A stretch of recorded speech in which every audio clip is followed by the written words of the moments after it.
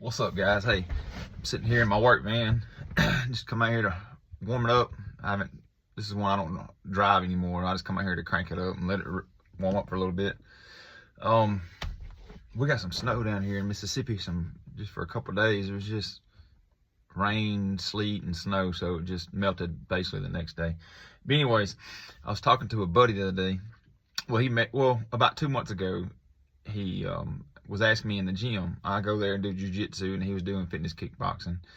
And he was asking me about Carnivore, and I just, gave him some information. And this guy I've been doing for a long time, off and on. And then I gave him some places to go and get some information and answer some questions.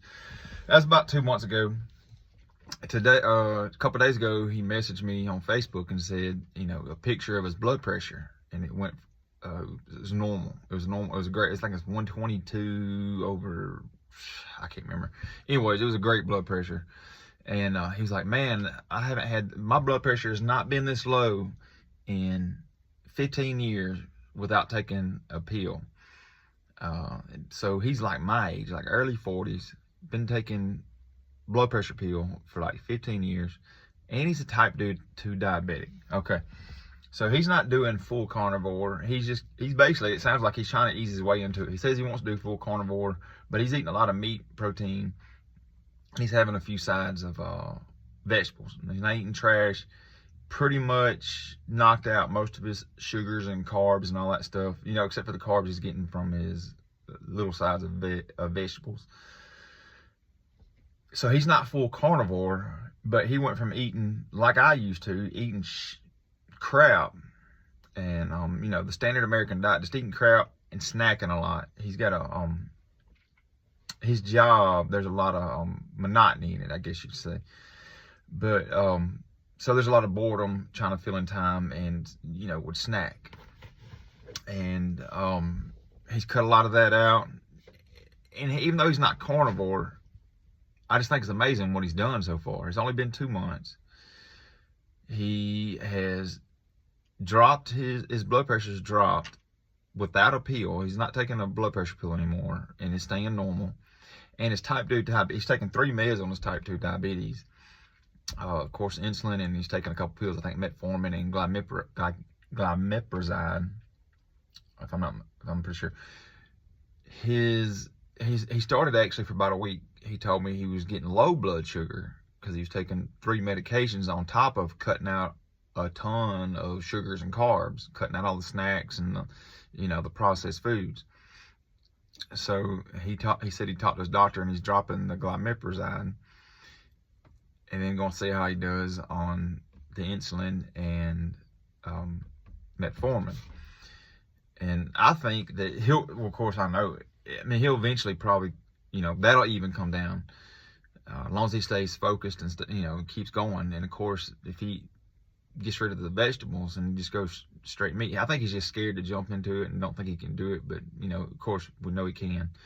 If he ever drops the vegetables and goes straight meat, especially red meat, that'll come right down. But I just think that's a win. You know what I'm saying? Even though he's not doing it a full carnivore, he's cut out those processed foods, cut out a lot of the sugars and the snacks, the cereals and the donuts, and because he likes to eat a lot of things like I do.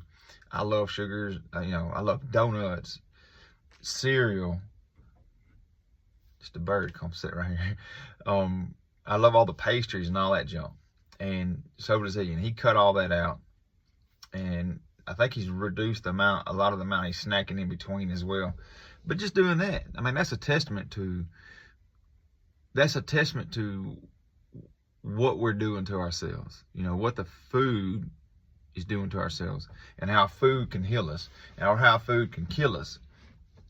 And unfortunately, for type 2 diabetics, a lot of their diabetic medication has just basically become a crutch so that they can eat what they want. They don't realize they're still doing their self-damage. So they can take their medicine, eat whatever they want, eat all the crap, check their blood sugar, and be like, I just need a little insulin, take the insulin, and it drops, and they think they're okay. They don't realize the damage that it's doing to their body. And I try to make people understand that diabetes really doesn't kill you itself, as far as the diabetes diagnosis really isn't what kills you, but that long term of having excessively high blood sugars and all the damage it does. Diabetes usually brings in these other chronic health issues, metabolic conditions. Then that's what gets you. That's what gets you. For example, heart disease, lung disease, kidney disease.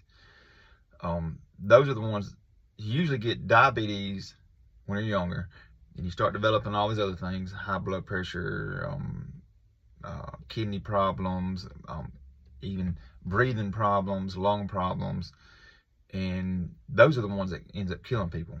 I can't tell you how many times when I was working as a nurse. Oh, and dementia. A crap ton of my patients that had dementia were also diabetics, and also was taking some kind of heart medication. But I mean, I seen a bunch of diabetic patients. All the diabetic patients that I can think of, they also had heart disease or some other. They had a laundry list of other problems, 2 or 3 other problems. So man, I'm just proud of my buddy. His wife, by the way, I don't know. She is just getting on the carnivore / ketovore diet, but in the last year, she's lost 100 pounds in a year. Just kind of trying to eat healthier, trying to push through and figure things out and working out. She does kickboxing, and that's amazing. She still has a good bit to lose, and she started this year. I'm going to talk to her too and just kind of see how she's doing. She is doing like a carnivore, ketovore, a little bit of cheating. She's probably doing a lot of meat. She's probably doing like her husband, a lot of meat and a little bit of vegetables. But I'm curious to see how she's doing. Man, but if people can just get their metabolic health under control, and their quality of life is just going to go up so much. And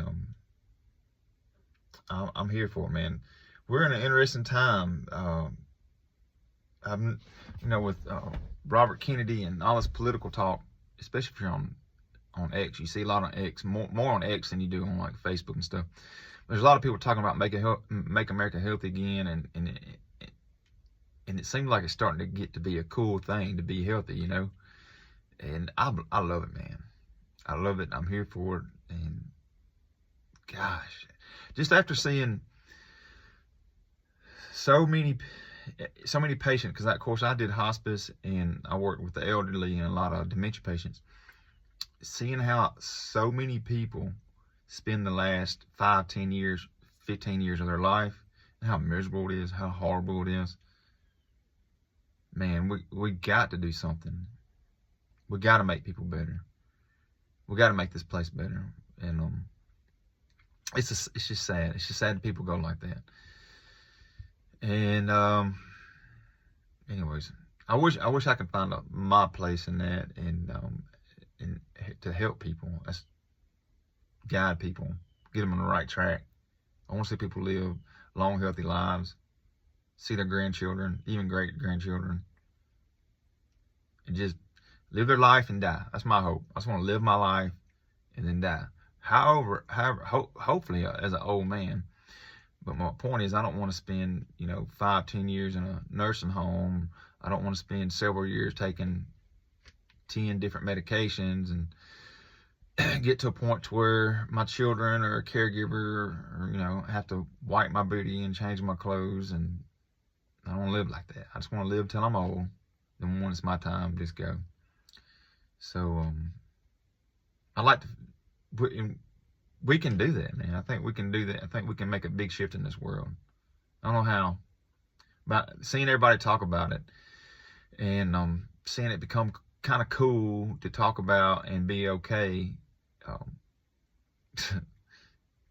Hopefully, anyways, I was finna get a little.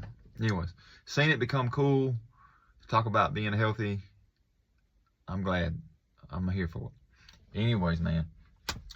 Whatever your New Year's resolution was that has anything to do with health, keep it up, man.